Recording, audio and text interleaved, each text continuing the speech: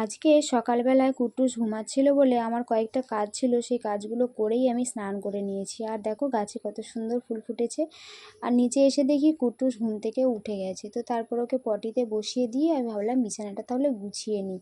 আর যতক্ষণ না পর্যন্ত আমার বাসি বিছানা গোছানো হচ্ছে ততক্ষণ আমার যেন বিরক্ত লাগে, বিছানাটার দিকে যেন তাকাতে ইচ্ছে করে না। তো ওকে বসিয়ে রেখেছি, ভাবলাম ওকে দেখাও হবে আর আমার পরিষ্কারও করা হবে। তো সেই জন্য আমি বিছানাটাও একটু গুছিয়ে নিচ্ছি। তারপর ওর পটি করা হলে ওকেও পরিষ্কার করে ধুইয়ে তারপরে একটু মুখটুক মুছিয়েও দেবো। মুখটুক কিছু মোছানো হয়নি, ঘুম থেকে তুলেই আগে পটিতে বসিয়েছি, তারপর ওর বিছানাটাকেও গুছিয়ে রাখছি।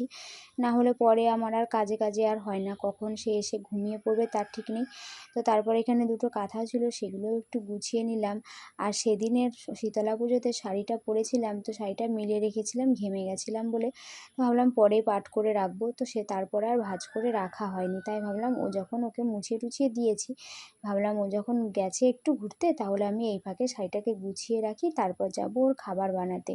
ওর খিদেও পেয়ে গেছে, তাই তাড়াহুড়ো করে একটু কাজটা করছিলাম আর কি। আর শাড়িটা এখন না ভাঁজ করা হলে তারপর এই কাজে সে কাজে আমি রান্না করতে চলে যাব, তারপর ভুলে যাব, আর করা হবে না।